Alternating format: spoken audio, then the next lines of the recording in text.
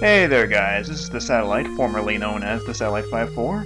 Recently on PureZC I have done a series called TS Chronicles, The Legend of Zelda series, where I played through every single Zelda game ever made in order of release date, and wrote up a chronicle about it, about what the game brought to the table and stuff, and it's given me the opportunity to keep a list as I go of, well, my rankings for the Zelda games from least favorite to favorite. While I have that, I figured I'd jump on the YouTube bandwagon of, oh, I have an opinion, I should let the whole world know. So, yeah. But yeah, this will be my ranking list. I'm not going to try to be professional about it. I'll try to say some little bit about the games, and then move on. And, yeah, well, this is the beginning. This is my opinion, not yours. If you don't share it, that's okay. If you flame me, you're a loser.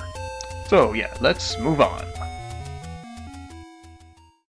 Number 16, Four Swords.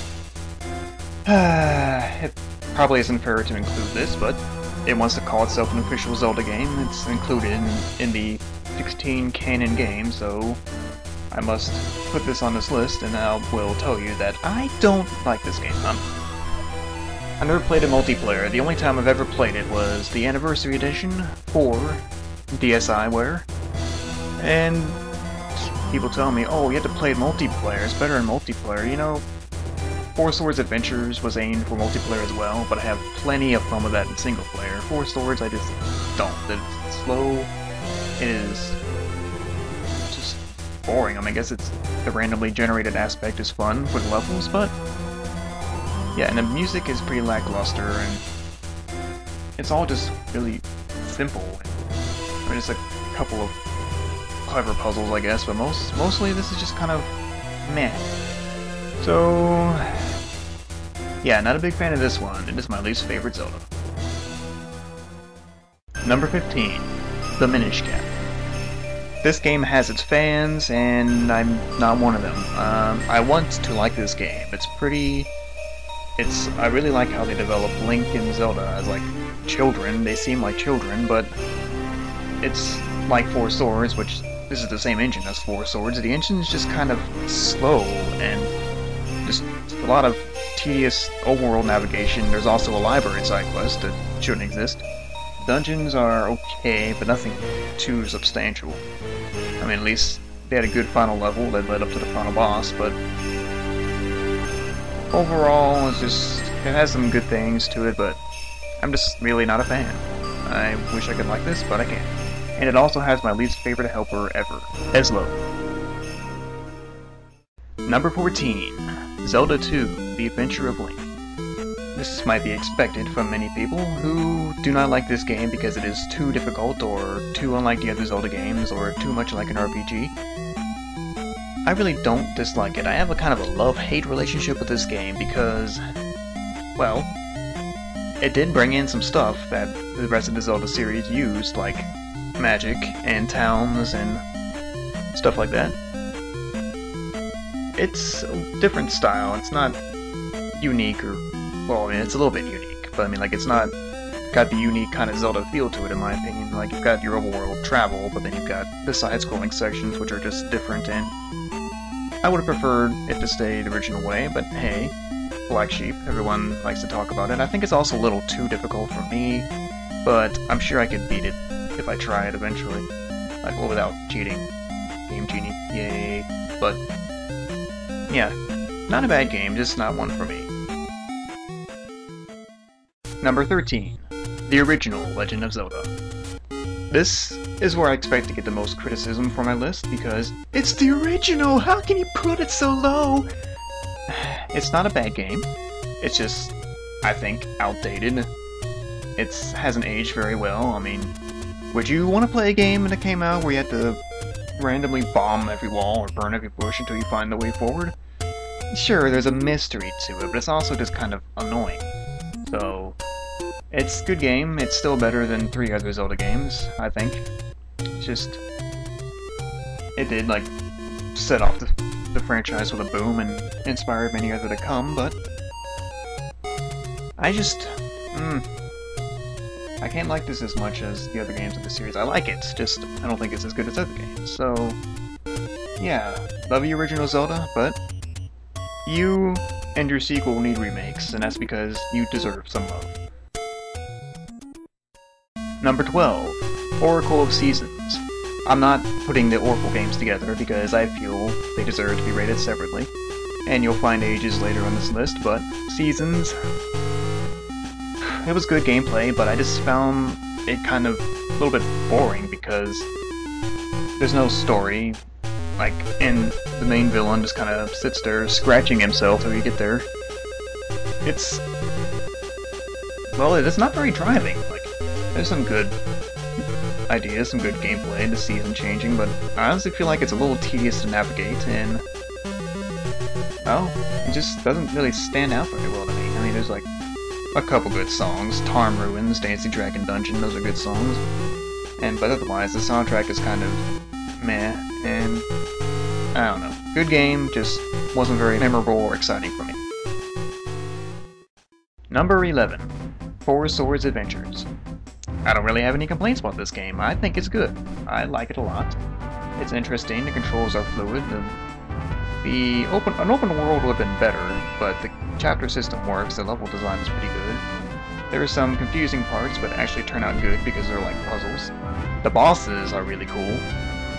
It's a pretty fun game. I mean, I've never played a multiplayer like the original Four Swords, but single player is pretty fun. It's just, I don't think it's quite as awesome as like other games in this series, which is why it's low for me, but quote-unquote low.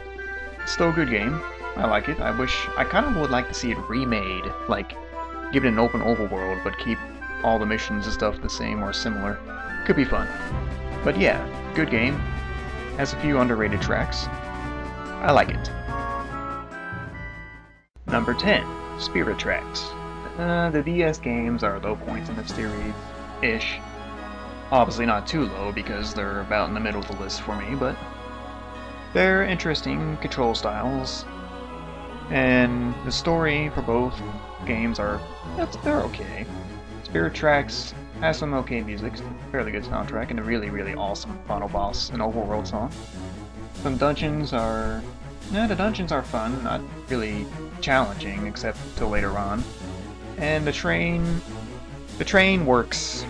I don't think it really fits the feel of the Zelda franchise, and it really gets on my nerves because there's this overworld, big overworld that could have plenty of stuff to do, but you're stuck on these rails and these stupid bomb trains that shouldn't exist, but otherwise, it's a good game. Not great, but good. Number 9, Phantom Hourglass. I'm not so sure I'd call this a worthy sequel to the Wind Waker, but it's a good game, and I do think it's a little bit better than Spirit Tracks. I mean, okay, Spirit Tracks, better soundtrack, better atmosphere, better at distinguishing things, like Phantom Hourglass is pretty repetitive, but I think Phantom Hourglass had a better overworld travel method, had a better sense of sea exploration, and better dungeons, better challenge. It's just, they tend to run together, so it's not as memorable. But I prefer challenge in my games, so... Plus, Phantom Hourglass has Linebeck. That's a good enough reason for me. So, Spirit Tracks and Phantom Hourglass, fairly close. Phantom Hourglass a little bit better for me. And, yeah.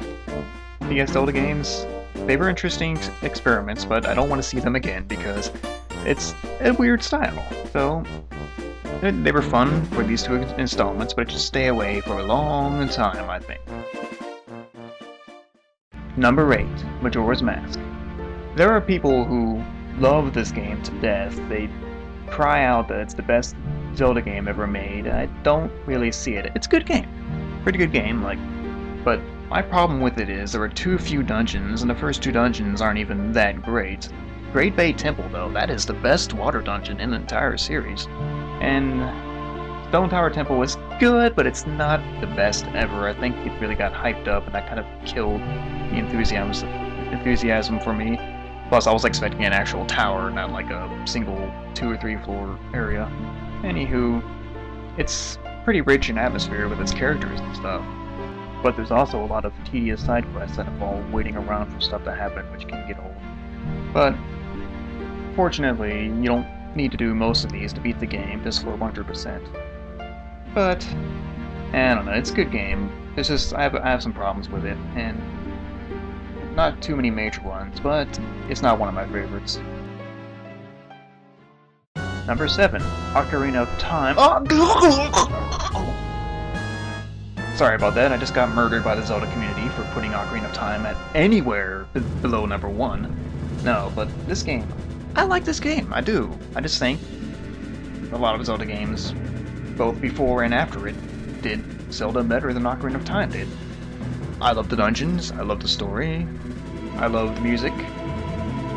I really love Ocarina of Time. It's just, there's no problem with this game. Well, there's a couple of problems, like gas, like holes in the ground don't count as caves to explore.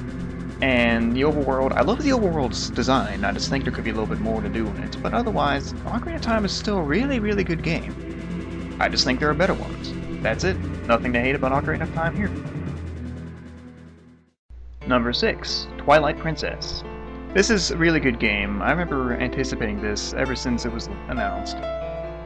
My only problems with it is I don't care much for the soundtrack. There are a couple good songs, but a lot of the songs, I think it's just mostly the instrumentation set makes them sound kind of weird. Like, I've heard some of these songs remixed in different sound fonts, and they sound so much better.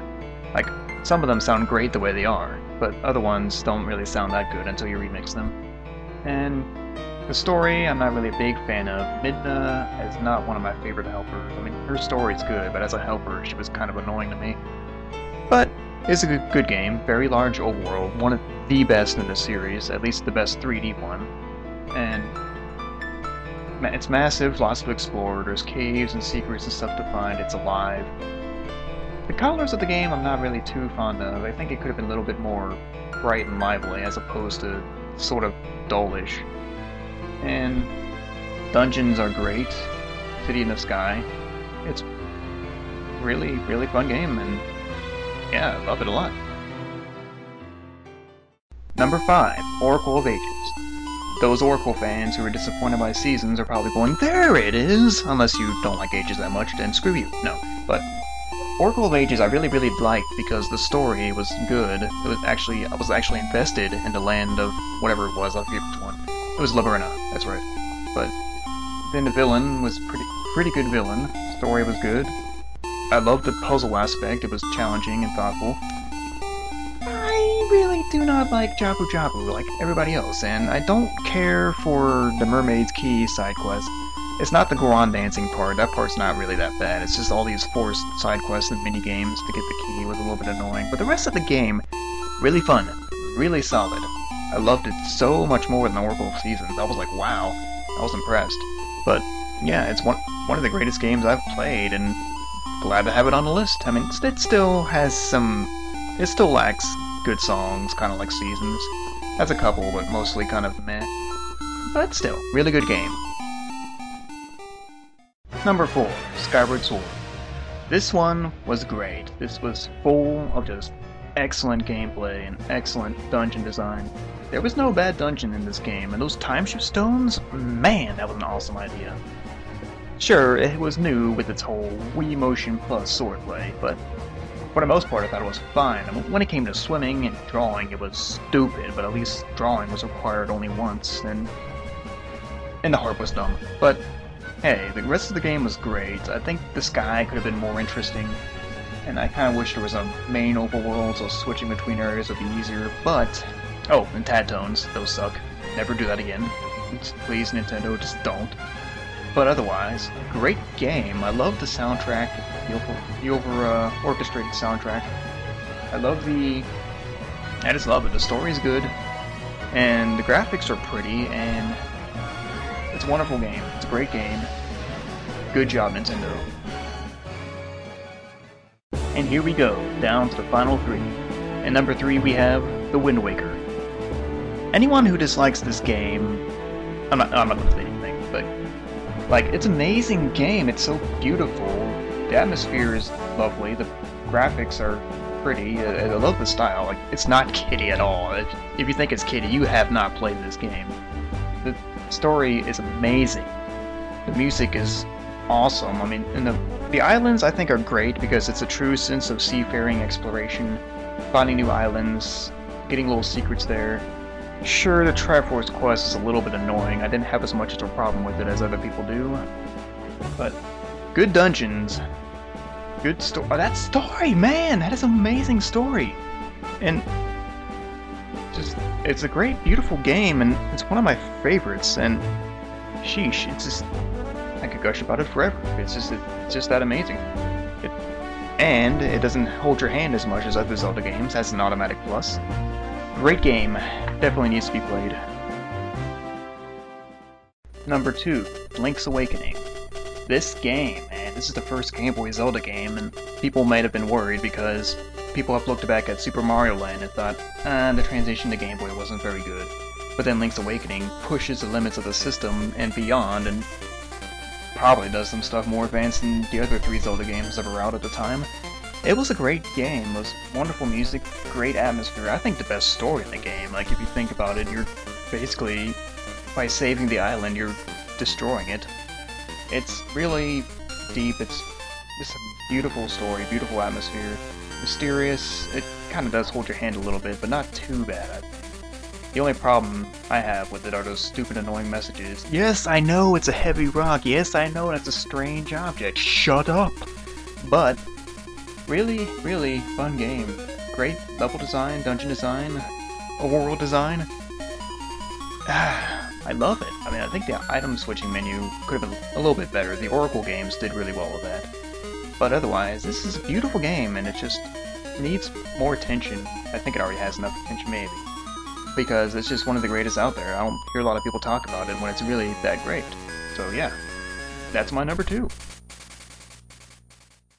And my personal number 1 Zelda game is A Link to the Past.